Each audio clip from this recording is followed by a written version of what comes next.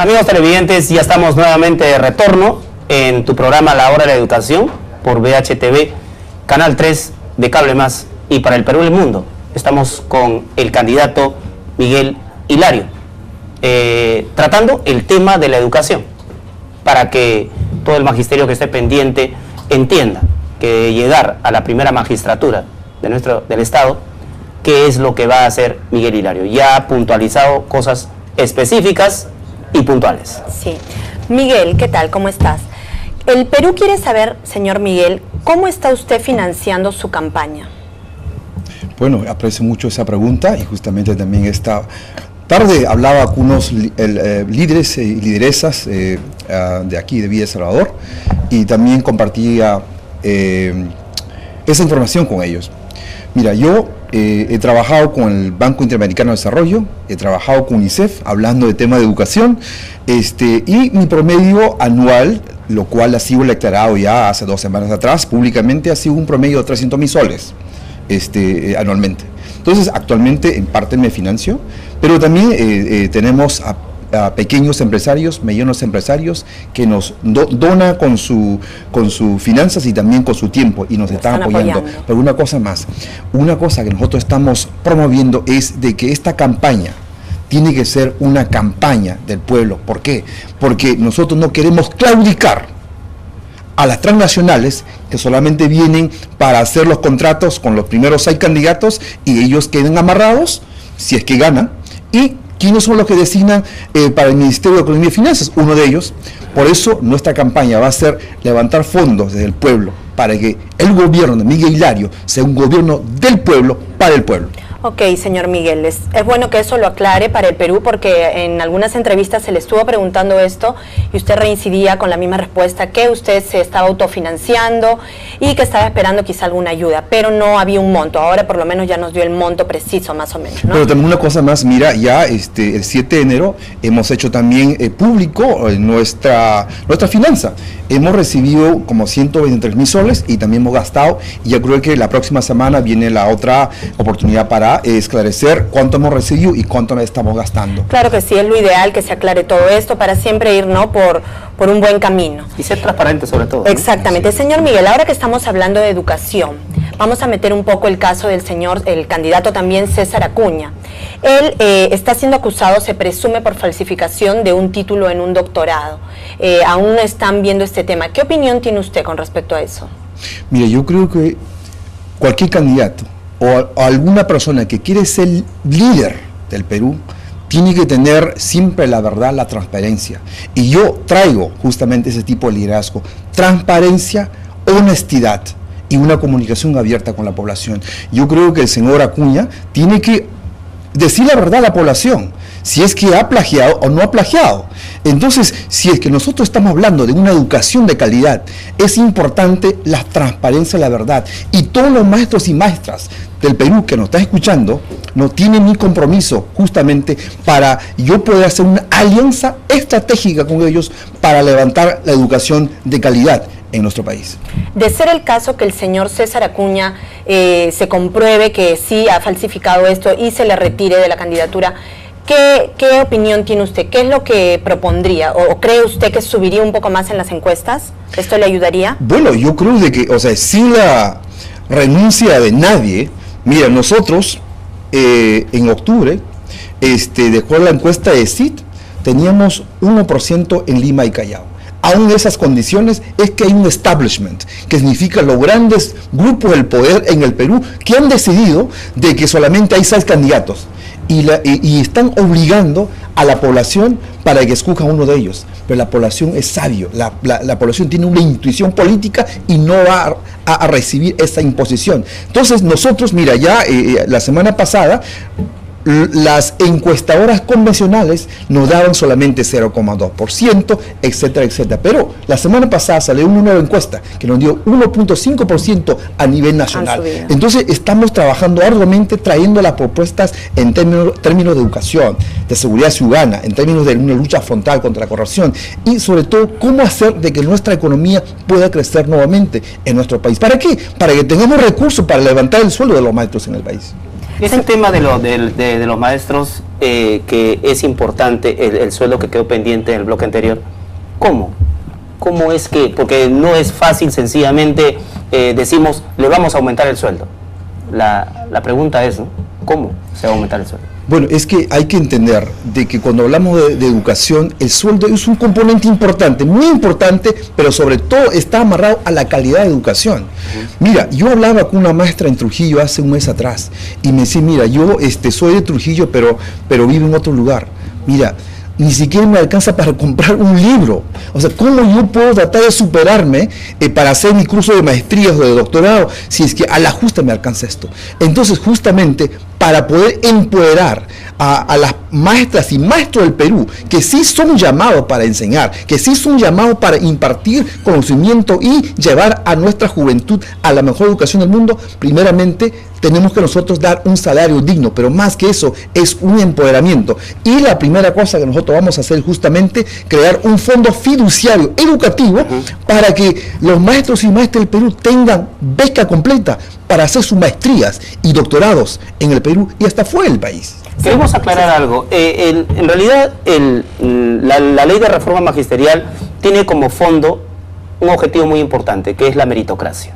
Pero la meritocracia con examen y con evaluación. Los maestros piden que la evaluación también sea por desempeño y no solamente sobre una prueba estandarizada. Pero aún así, los profesores manifiestan que la canasta básica familiar en realidad no cubre lo que ahorita los profesores están ganando en el primer piso salarial, que es el primer nivel. Ahora, muchos profesores manifiestan que en realidad se viene el despido, se viene sacar a los profesores porque son 2 exámenes, a la tercera se van. Y ojo, sin retorno. Bueno, mira, yo entiendo la buena intencionalidad de los exámenes. Es importante, pero la forma como se han desarrollado estos exámenes es el problema. Mira, una cosa es que yo te explique, mira, te explico lo que es la macroeconomía y luego te pido que me explique lo que es la macroeconomía. Eso no es el conocimiento. Mira, el conocimiento se basa por ejemplo, vamos a hablar un poco de la economía. Economía es un término en griego que significa administración de la casa. Las madres de familia, todo el mundo son tremendos economistas. ¿Por qué? Porque saben administrar ese poco recurso que tiene. Entonces, la manera de enseñar en el Perú se tiene que hacer de esta manera, de acuerdo al contexto cultural y regional. Entonces, a los maestros que han estudiado por 5 años para ser maestros, no solamente decir, señor, usted léame este texto de 5 páginas y trata de explicarme lo que significa. Mira, muchos maestros no han leído, no están leyendo porque ni siquiera pueden comprar libros. Entonces, tenemos que ver la manera contextualizada, cultural, quizás una entrevista personal, que pueda llevar a que quizás un maestro solamente tiene 5 años, mientras con los demás vamos a decir 2 tipos de maestros. Los maestros rurales, ahí están los maestros bilingües interculturales y los maestros urbanos. En este tipo de prueba estandarizada, los maestros urbanos tienen una ventaja comparativa, porque tienen más acceso a internet, mientras que los maestros rurales no la tienen. Entonces tenemos que ver la manera de humanizar, de regionalizar, de contextualizar este examen que están ahorita dando los profesores. Señor Miguel, usted durante el gobierno del señor Toledo fue presidente en la CONAPA. Cuéntenos un poco más o menos de qué trataba, qué era lo que usted hacía y por qué salió de ahí.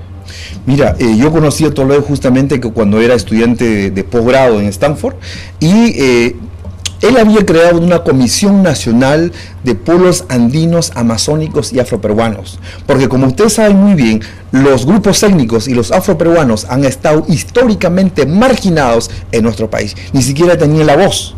Entonces esta comisión era diseñada para escuchar, para poder debatir en políticas públicas qué tipo de políticas se tenía que adoptar en términos de proyectos sociales, en términos de desarrollo, en términos de educación.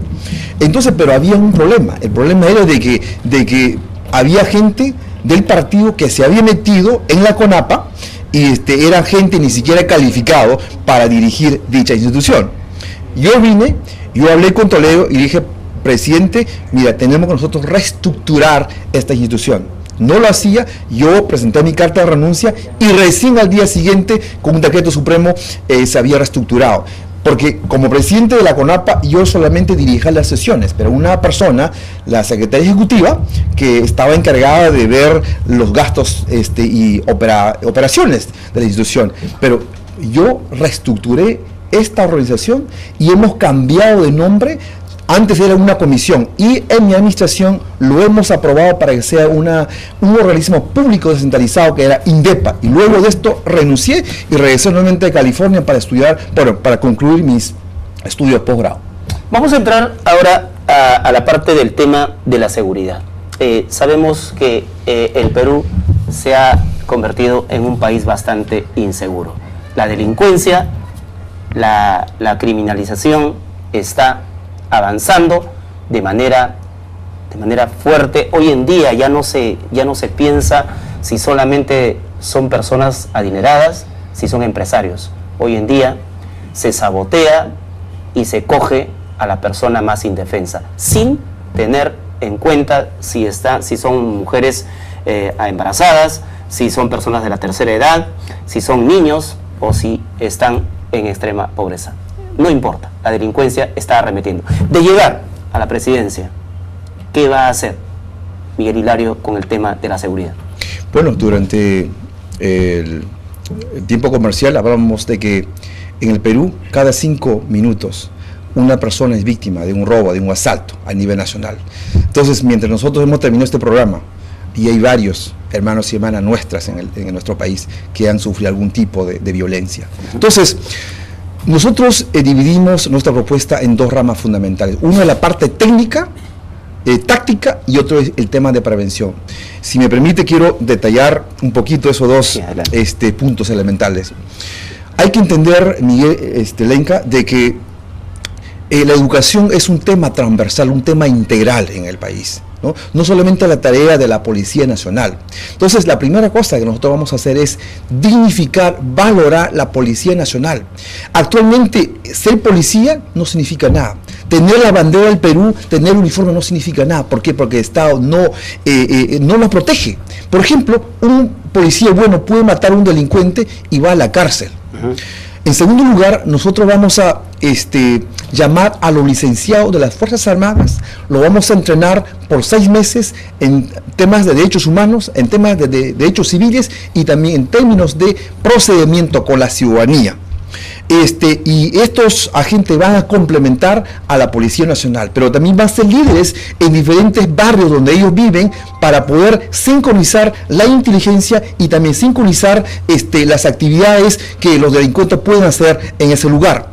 Pero una cosa más, nosotros vamos a profesionalizar a las rondas campesinas en las zonas andinas y también vamos a nosotros a crear rondas nativas.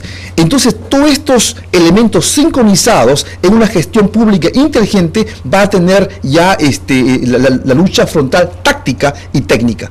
Por otro lado, hay que entender, sabemos de que hay muchos maestros y maestras que nos escuchan, de que una correlación entre la pobreza y la delincuencia y la violencia. Entonces, nosotros tenemos la propuesta de invertir de una forma preventiva, de una forma de empoderamiento a la familia, para que tengamos una alianza estratégica con las instituciones eclesiásticas, con las organizaciones de los barrios, para que ellos tengan fondos directos del gobierno central, regional y local para hacer trabajo de prevención en temas de arte, música y estudios, señor, y para que la juventud tenga una oportunidad. Señor Miguel, ¿usted está de acuerdo con que salgan los militares a la calle?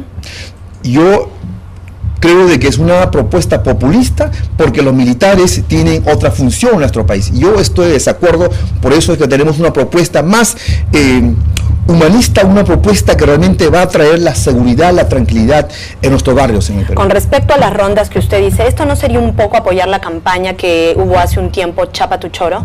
No, esa es una campaña que comenzó una señora, creo que ya también postula para lista congresal, me parece bien, pero más allá de eso, o sea, eso solamente muestra la indignación de la población. ¿Por qué? Porque el sistema corrupto del país ha colapsado, no funciona.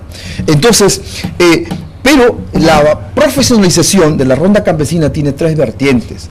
Una es el reconocimiento de su labor que hacen sin recibir ningún centavo del Estado. Dos es, hay hermanos ronderos que están en la cárcel.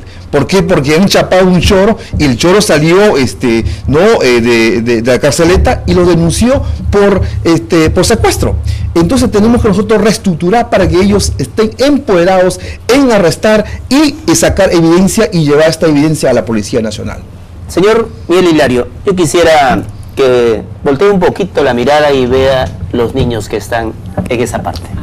Imagínese usted los niños pobres de nuestro país, aquellos que están en la parte de la sierra, aquellos que no conocen, en realidad manifiestan muchos que solamente conocen a los candidatos cuando hay campaña. ¿Qué hacer para poderle brindar una mejor alimentación, una mejor educación? Hay programas sociales que su plan de trabajo tiene para la preocupación de estos niños y cómo lo va a impulsar. Bueno, para mí, mira esa fotografía, Miguel, realmente trae la memoria de mi comunidad, porque yo era uno de ellos. Mira, yo tenía 0 de probabilidad de vivir, te cuento la historia, como ya mencionaste, yo nací viajando en Río, y en Ucayali. Entonces, y para mí, ver esta fotografía, eso es mi realidad. Mira, yo no he aprendido de la pobreza, Miguel, y Lenka, no he aprendido de la pobreza en los reportes del Banco Mundial. Yo sé lo que es la pobreza porque lo he vivido y conozco la realidad de mi pueblo en la zona amazónica, en la zona andina y también en la zona costeña. ¿Qué hacer contra la pobreza extrema? Mira, tenemos una propuesta. Perdón, señor Miguel, sí. Continuamos con su respuesta para que se pueda extender. Vamos a ir un corte ahora. En el siguiente bloque continuamos con el señor Miguel Hilario. Volvemos.